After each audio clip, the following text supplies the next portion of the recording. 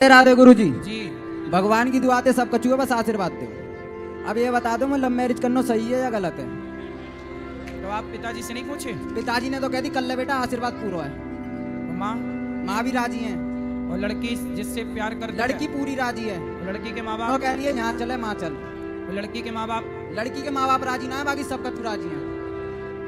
तो लड़की के माँ बाप अब तुम्हारे पिता को तो लग रहा है कि मेरे छुरा को तो ब्याह होना नहीं है, एक मिल गई है तो वो बोला बेटा अब जो मिल रही है मिल जाने दे। अब मैं तो तेरे यही सोच पिताजी रहा हूँ, तो जो इस मिल भाव रही से है बोल वो रहा है तू आ कर ले, क्योंकि तेरे ब्याह ऐसे होएगो ना है। ना प्यार दी है रो गुरु जी, बीच हाँ। में वही टांग अड़ा रहे हैं बस। कौन? बाकी लड़की के घर वाले बाकी सब प्यार दी है रो है। अच्छा ये बताओ तुम्हारी छोरी है जाएगी हैं? तो जब तुम्हारी बेटी होगी हाँ तो तुम अपनी बेटी का पक्ष लोगे कि नहीं, कहीं भी जाने दोगे? जा बेटी। ना ना ना वो बात ना है। देखो गुरु जी अगर हमारी भाई वो राजी लड़की होगी तो जो हम है, भेजेंगे। सुनो, वो जो लड़की है उसके माँ बाप का अधिकार नहीं है कि अपनी बेटी पे? अधिकार आता है गुरु जी। देखो वहाँ से हमने कह दी है तू घर वाले ने राजी कर ले। हाँ। अब वो कह रही ना यार कोई बात नहीं मैं तुम्हारे संग चल रही हूँ। अब बताओ वो भागवे को तैयार है? वो भाग बेगूगा वो कूदने को तैयार है। कहाँ कूदवे को तैयार है? वो कह रही है कहूँ कुंदा लो। माँ बाप की ना सुन रही छोरी, माँ बाप की सुनका रही है, मेरी सुन रही है वो तो। तुम्हारे तुमने बस में कर रखी है बात। बिल्कुल। अब बस तुम आशीर्वाद दे दो कर बस खेल खत्म है। मैं अरे वो माँ बाप से भी तो एक बार पूछ लियो माँ लाला। बाप कितने राजी कर रहा हूँ, मना रहा हूँ गुरु जी बहुत। मान जाए तो तो सही है। मान जाए, नहीं बोलो छोरी तो भागवे को तैयार है। चोरी चोरी तो कह रही है आज चाहे अभी जहर खवा दो।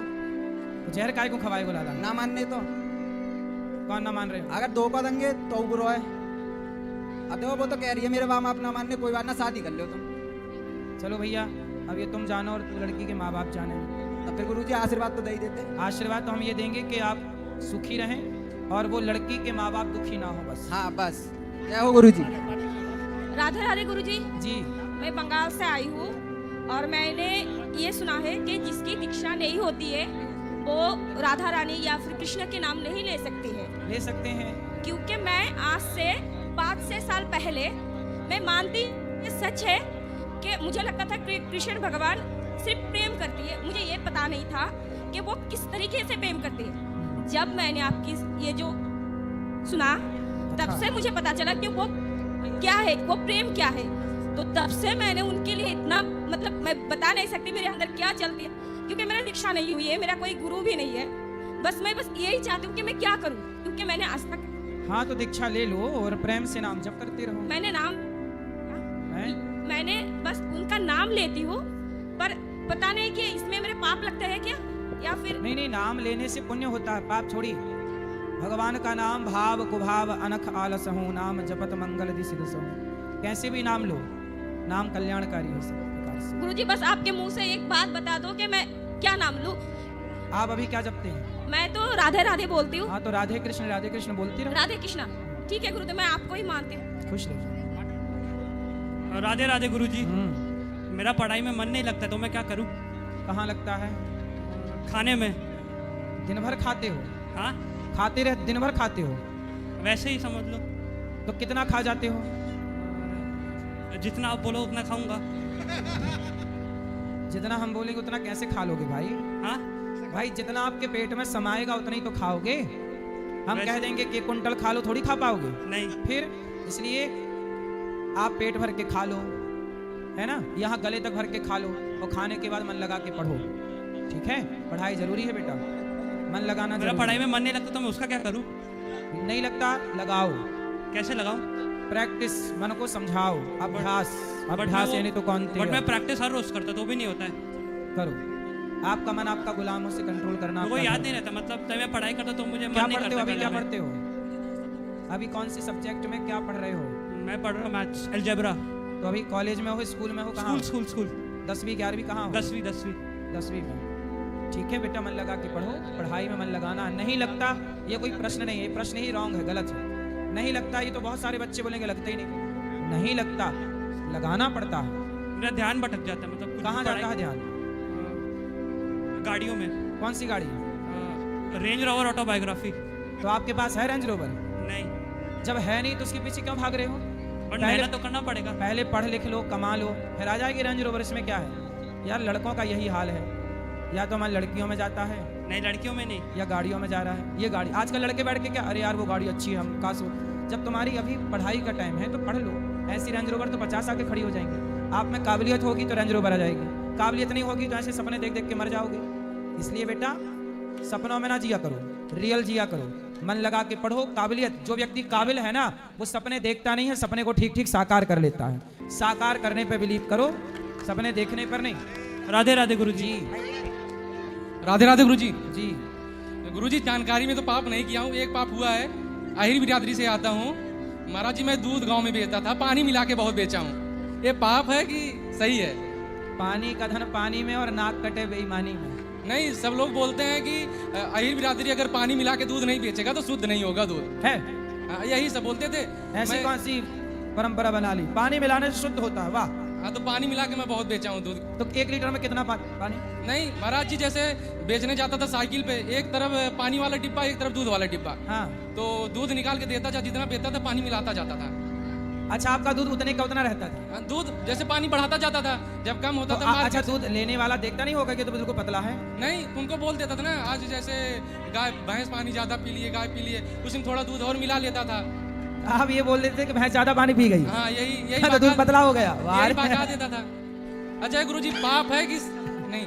आप बताओ कि पाप है कि नहीं?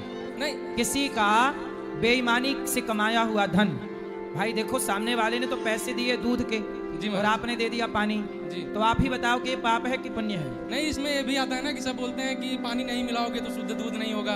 अरे तो यादव बिरादरी से हो, पानी चलो मिलाना चलो पड़ेगा। यादव बिरादरी से हो तो चलो 1 बूंद मिला दो। नेंग करना है तो 1 बूंद मिला दो, ये छोड़ी कि तुम लीटरों से मिलाओ। नहीं तो ये तो बेईमानी है साहब। नहीं तो महाराज जी, पैसा भी कमाना था, दूध भी बढ़ाना था। तो ऐसी बेईमानी का पैसा सही है? नहीं सही तो, वही तो आपसे पूछना था, पाप है कि पाप सही? है, ये पाप घोर पाप है, जी नहीं महाराज। मिलाना चाहिए। जी महाराज। ये पाप नहीं करना चाहिए। राधे राधे महाराज। राधे राधे। गुरुजी राधे राधे। जी गुरुजी, आप लोग बोलते हैं कि जो भक्ति भगत करता है उसका अकाल मृत्यु नहीं होता। मेरी लड़की गुरुजी खत्म हो गई। क्या हो गया उसको? गुरुजी वो पानी में डूब के खत्म हो गई। 10 फीट की गड्ढा था। मैं महाराष्ट्र में रहता हूँ सर। वो घूमने गई थी, घूमने गई थी मकान मालकिन के साथ में। वहाँ हाथ पांव धोने लगे, पूरा ऊपर पानी था तो दोनों जन डूब गए। मालकिन भी डूब गई और वो भी डूब गई। 10 फीट का गड्ढा था? 10 फीट गड्ढा था, पानी भरा था? पानी भरा था। और भक्ति बहुत करती थी वो भी। कितने साल की थी? वो 11 साल की थी।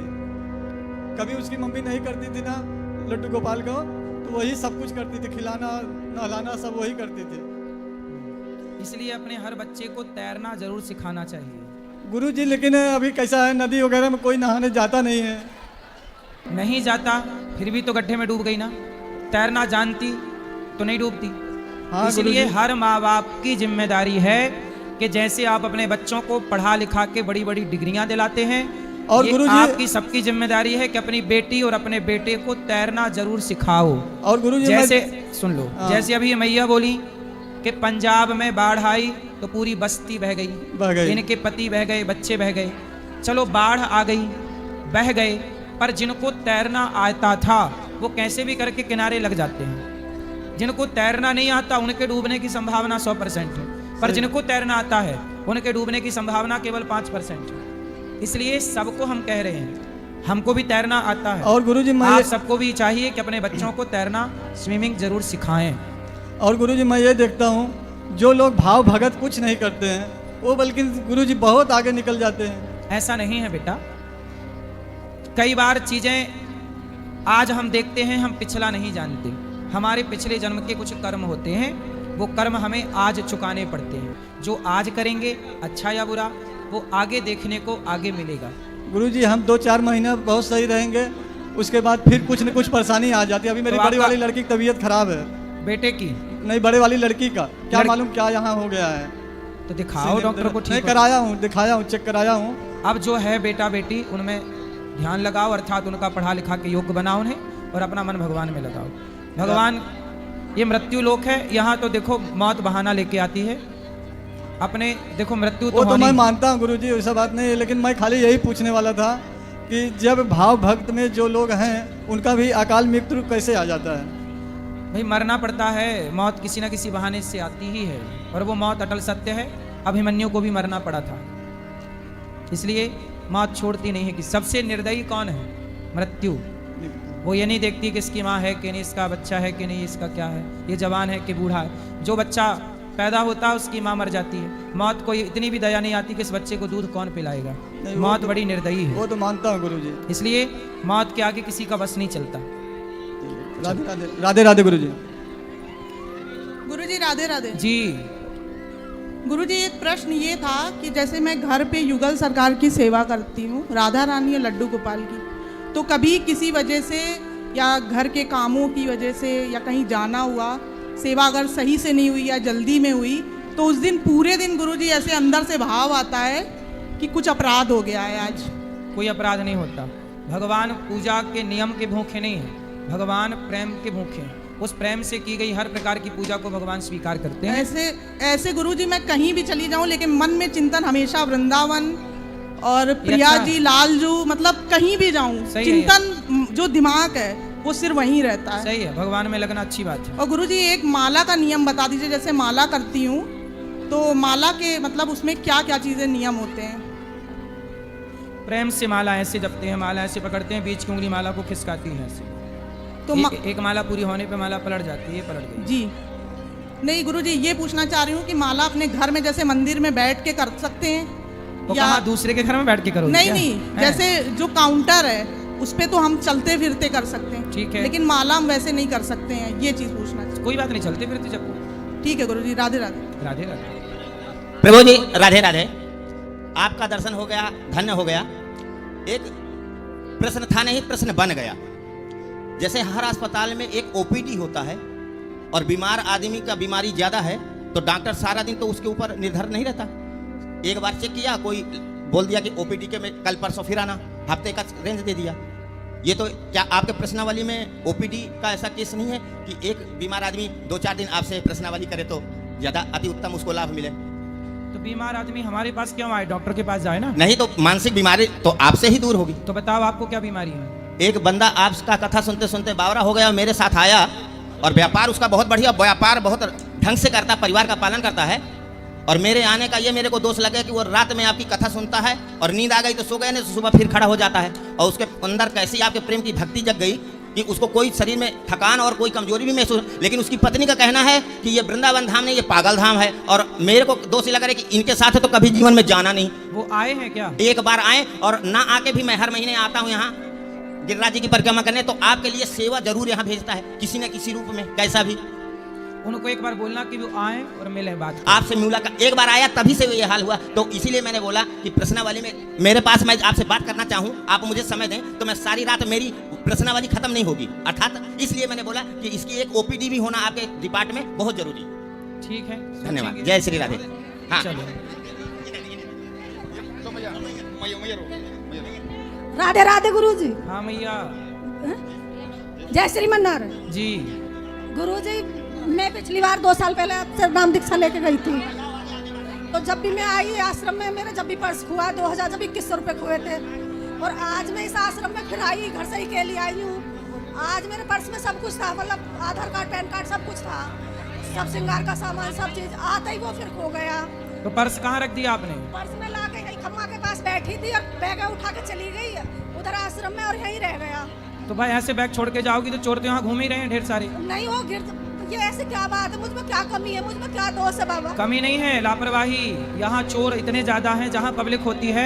अब यहाँ भी आप लोग हो ना, यहाँ 4-6 चोर घूम रहे होंगे, जरा भी आपकी लापरवाही हुई बैग लेके भाग जाते हैं। कितना पकड़े चोर को, कहाँ से पकड़े बताओ? और बहुत टेंशन रहती है, घर में राड़ रहती है, पता ना क्या बात है, मेरी तो समझ में ना आ रही कुछ भी। टेंशन तो कथा सुन के दूर हो जाएगी। मैं तो कथा सुनती हूँ गुरुजी। कथा सुनो, भगवान का नाम जपो। चलो अब जिनको मिलना है ऊपर चलो, मिलेंगे सबको ऊपर मंदिर में। चलो आज के लिए इतना ही। जय गौरी गोपाल, शुभ रात्रि। श्रीमन नारायण गुरु जी जी।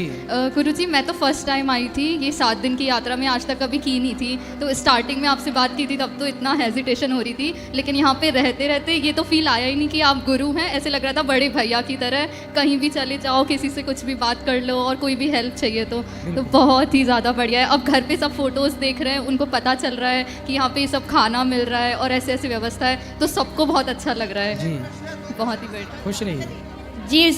जय श्रीमन नारायण गुरु जी। हाँ। जब हम यहाँ आ रहे थे तब हमें नहीं पता था कि व्रत 84 को यात्रा हो रही है। 4 दिन पहले ही हमें पता लगा और हमने हमारे पति परमेश्वर से पूछा तो उन्होंने बोला कि ठीक है जाओ। फिर मैंने मेरी गुड़िया का सोचा कि इसको नहीं ले जाऊँ। इसने ऐसी बात कही कि मुझे इस 84 के चक्कर से मुक्त होना है, मम्मी मुझे भी ले चलो, इसलिए मैं इसको लेके आई हूँ। धन्यवाद। और बहुत बहुत बहुत आनंद हुआ गुरु जी, धन्यवाद। ये इनका नाम लिखाओ भैया, बजाओ। बहुत अच्छा। जय श्रीमन नारायण। जो 84 कोस की यात्रा करता है वह 84 के चक्कर से मुक्त होता है। ये बात सच। सुनो अब इनको बात कराओ। जाओ जाओ, नाम लिखाओ, जाओ उनके साथ जाओ। जय श्रीमन नारायण गुरु। हैं? अच्छा आज जन्मदिन है मैया, ओ मैया पीली, बात कर रहे हो सर? आज जन्मदिन है आपका। हैप्पी बर्थडे टू यू है। बहुत बहुत शुभकामनाएं आपको। बहुत बहुत। जय श्रीमन नारायण गुरु जी आपके चरणों में कोटि कोटि बात प्रणाम। करनी है, हो गई आपकी, बोलो। गुरुदेव 84 कोस की यात्रा हो रही है, अब 4 धाम की बड़ी यात्रा करना है। जी खुश रहिए। क्या मैया लड़का ही रही हो मेरी माँ? ये बात कराओ इनसे।